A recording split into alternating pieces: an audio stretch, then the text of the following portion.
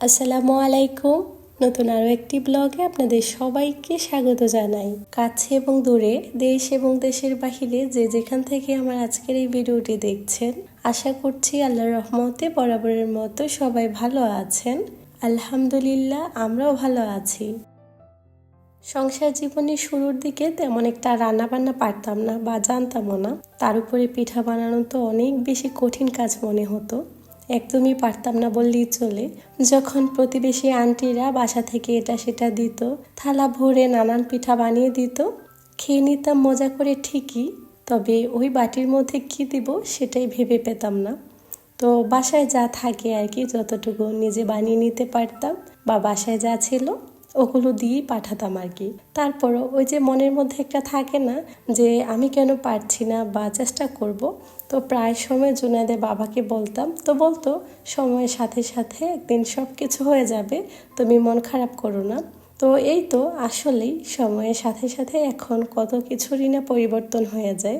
এখন আলহামদুলিল্লাহ কম বেশি অনেক কিছুই জানি বা অনেক কিছুই পারি, অনেকটা শিখেও গিয়েছি। হাজব্যান্ড তখন প্রায় সময় বলতো যে একটু সময় দাও, ধীরে ধীরে সব কিছু তুমিও পারবে। তো আমি পারছি ঠিকই, তবে আগের মতো সেই আনন্দটুকু আর থাকছে না, বা যারা আমার আশেপাশে ছিল তারা আর এখন নেই। তো সময়ের পরিবর্তনে আসলে সব কিছু শেখা হয়ে যায়। সংসার জীবনটা এরকমই, নতুন অবস্থায় তেমন কিছু না জানলেও না পারলেও সময় কিন্তু অনেক কিছুই শিখিয়ে দেয়। একটা সময় ছিল যখন এই পিঠাগুলো বানাতে যেয়ে আমার যে কতবার নষ্ট হয়েছে আর কতবার যে মন খারাপ করতাম, এটার তো কোনো হিসেবে নেই। তবে এখন কিন্তু কম বেশি কিছুটা পারি, খুব ভালো না হোক তারপরও একেবারে যে খারাপ হয় তাও কিন্তু না।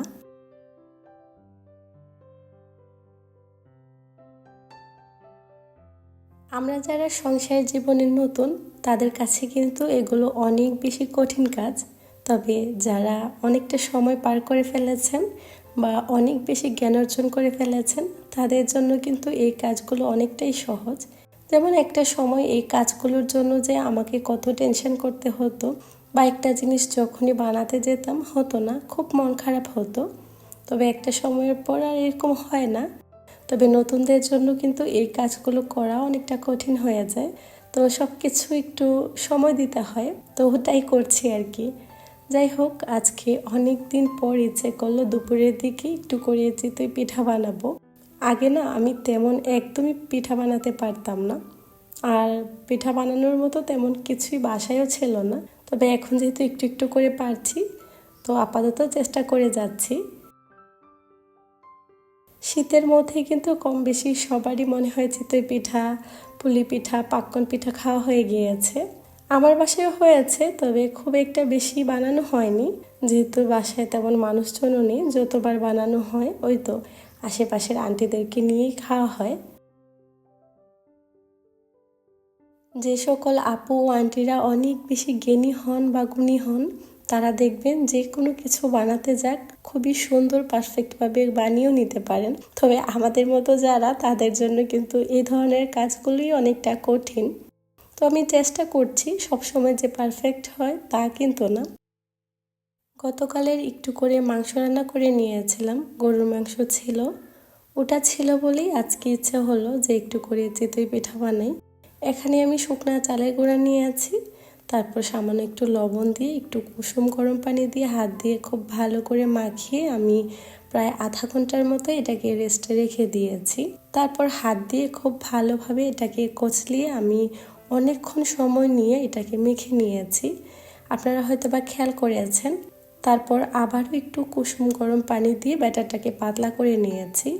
এক্ষেত্রে আপনি হাত দিয়ে এটাকে যতটা পরিমাণে মেখে নেবেন, সেই সাথে পিঠাগুলো অনেকটা পরিমাণে ভালো হয়। শুধুমাত্র মাখার জন্যই কোনো প্রকার হ্যান্ড ব্লেন্ডার বা ব্লেন্ডার ইউজ করতে হয় না।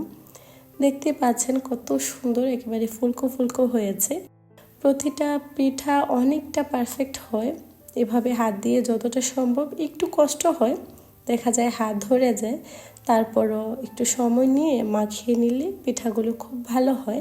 এখানে আমি চিতই পিঠা বানানোর জন্য যে ধরনের সাজগুলো থাকে ওগুলোই ব্যবহার করছি।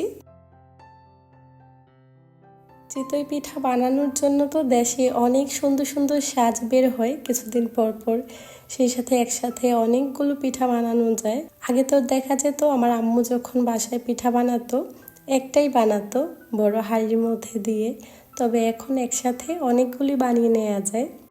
শীতের মৌসুমে প্রতিটা ঘরে ঘরেই পিঠাপুলির আমেজ থাকে, প্রতিটা ঘরেই দেখা যায় পিঠাপুলি সব কিছুই বানানো হয়, সেই সাথে অনেক ধরনের অনেক রকমের পিঠা বানানো হয়।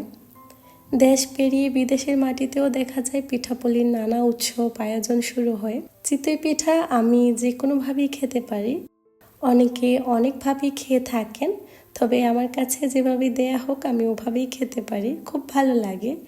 সেই সাথে হরেক রকমের পিঠা, শীতের দিনে মনে হয় এটা একটা অন্যরকম ভালো লাগা, সবাই মিলে একসাথে বসে পিঠাপুলি খাওয়ার আনন্দই অন্যরকম। আজকে যখন আমি পিঠাগুলো বানাচ্ছিলাম খুব তাড়াতাড়ি হয়েও যাচ্ছিল, আর এত পারফেক্ট হয়েছে সবগুলো পিঠা, দেখে নিশ্চয়ই বুঝতে পেরেছেন। আসলে খুব যে একটা ভালো পিঠা বানাতে পারি তাও না, তবে মাঝে মধ্যে অনেক ভালো হয়ে যায় আর কি। এখানে আমি পিঠাগুলো উঠিয়ে তারপর আবার সাথে সাথে আরেকটু করে ব্যাটার দিয়ে নিয়েছি। চুলার আঁচটা কিন্তু মিডিয়াম টু লোতে রেখেছি, খুব বেশি হাই হিটে রাখা হয়নি। তারপর আমি 1 থেকে 1.5 মিনিটের মতো ঢাকনা দিয়ে ঢেকে রেখে দিব। ব্যাস, এর মধ্যেই চিতই পিঠা পারফেক্টভাবে রেডিও হয়ে যায়।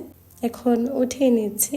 শীতের দিনে পিঠাপুলি খেতে তো খুব ভালো লাগে, তো মাঝে মধ্যে যতটুকু পারি শীতের মধ্যে সেই আমেজটা রাখার চেষ্টা করি।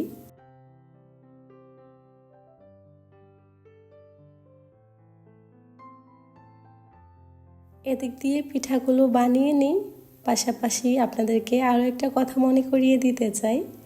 যারা আমার চ্যানেলে আজকে নতুন প্রথম ভিজিট করছেন, ভিডিওটা দেখা শেষ করে যদি কোথাও কোনো অংশ ভালো লেগে যায় তো প্লিজ আপনি চাইলে ছোট্ট এই চ্যানেলটিকে সাবস্ক্রাইব করে নিতে পারেন।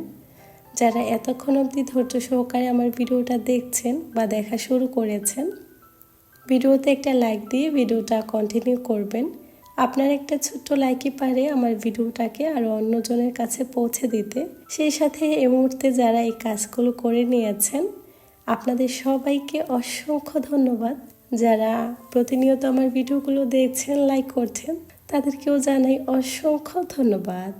অনেক আপু ভাইয়ারাই আছেন প্রতিনিয়ত আমার ভিডিওগুলো দেখছেন, লাইক করছেন, সেই সাথে অনেক সময় অনেকেই ভুলে যান ভিডিওতে লাইক করতে, যার কারণে মাঝে মধ্যে একটু করে মনে করিয়ে দিতে চাই, যার কারণেই লাইক দিতে বলা, তাছাড়া আর কিছুই না। যাদের কাছে ভালো লাগবে অবশ্যই তারা লাইক দেবেন, তবে এটা হচ্ছে নিজের কাছে, যার ভালো লাগবে সে দিবে, না দিলেও সমস্যা নেই, তবুও একটু করে স্মরণ করিয়ে দিতে চাই। সংসারে তো সারাদিনের কাজকর্মের শেষ থাকে না, ঘরে বাহিরে হাজারো কাজ জমে থাকে। এখন যেহেতু শীতকাল, অলসতাও বেশি চলে আসে, একটু করে দুপুরে শুয়েছিলাম, বাকি কাজগুলো এভাবেই জমে আছে, এখন একটু একটু করে গুছিয়ে নিব। সকালের দিকে বেশ কিছু কাপড় এখানে মেলে দিয়েছিলাম, শুকিয়েও গিয়েছে। ওভাবে শুকাতে হয় না, ওয়াশিংয়ে দিলে বেশ অনেকটাই শুকিয়ে যায়, একটু করে মেলে দিই যাতে তাড়াতাড়ি শুকিয়ে যায়। কাপড়গুলো শুকিয়ে গিয়েছে, এখন বাসায় নিয়ে যাচ্ছি। প্রায় দিন বিকেলের দিকে এ ধরনের ছোটোখাটো কাজকর্মই থাকে যেগুলো প্রতিনিয়ত গোছাতে হয়। এর বাইরেও কিন্তু অনেক কাজকর্ম থাকে, আমরা যারা গৃহিণীরা আছি সংসারের হাজারো ব্যস্ততা শেষ করে নিজের মতো করে একটু সময় কাটানোর চেষ্টা করি। এর মধ্যে সন্ধ্যাও নেমে এসেছে।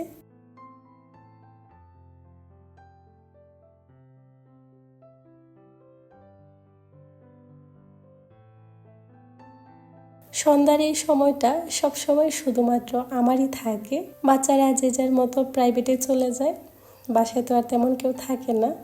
মাগরিবের নামাজ কলমা শেষ করে একটু করে নিজের জন্য চা বানিয়ে নিই, পাশাপাশি বাসায় যদি কিছু একটা থাকে খেয়ে নিই। পরন্তু বিকেলের এই সময়টা আমি অনেক বেশি উপভোগ করার চেষ্টা করি, হতে পারে সেটা 5 মিনিট অথবা 10 মিনিট। সবসময় এই সময়টা আমি নিজের মতো করে কাটাই, বাড়িতে একটু করে কথা বলি বা আমার যেটা ভালো লাগার ওটাই করে থাকি। সেই সাথে অনেক আপুদের ভিডিও দেখি বসে বসে, তা না হলে সারাদিন কি করব বা যদি কোনো প্ল্যান থাকে ওইগুলোই করার চেষ্টা করি, সেই সাথে টুকটাক কাজ খুঁজে বের করি আর কি। এই সময়টা আমি একেবারে নিজের মতো করে কাটাই। থাকে না কোনো ব্যস্ততা, থাকে না কোনো তাড়াহুড়া, একেবারে নিজের মতো করে কাটাতে পারি। একটা মানুষ যখন নিজে ভালো থাকতে পারে তখন সে আশেপাশের মানুষগুলোকেও ভালো রাখতে পারে। তেমনি একজন গৃহিণীর সারাদিনের ক্লান্তি দূর করার জন্য এতটুকু সময় আমার জন্য মনে হয় অনেক বেশি যথেষ্ট। সারাদিনের ব্যস্ততার মাঝেও নিজের জন্য একটুখানি সময় রাখার চেষ্টা করি। আর সব সময় আমার হাজব্যান্ডও এই সময়টুকু আমাকে দিয়ে থাকেন। শুধুমাত্র এই সময়টা আমি আমার মতো করে কাটাই। প্রতিটা গৃহিণীর জন্য এই সময়টা অনেক বেশি দরকার। নিজের সাথে নিজে কিছু সময় বসে থাকা, গল্প করা, এর থেকে সুন্দর মুহূর্ত, স্বর্গীয় সময় আর কিছুই হতে পারে না। আমার কাছে তো সেটাই মনে হয়। আপনাদের কাছে কি মনে হয় অবশ্যই কমেন্ট করে জানাবেন তো, আমার খুব জানার ইচ্ছে। সন্ধ্যার পর আমরা একটু করে বাহিরে বের হয়েছি।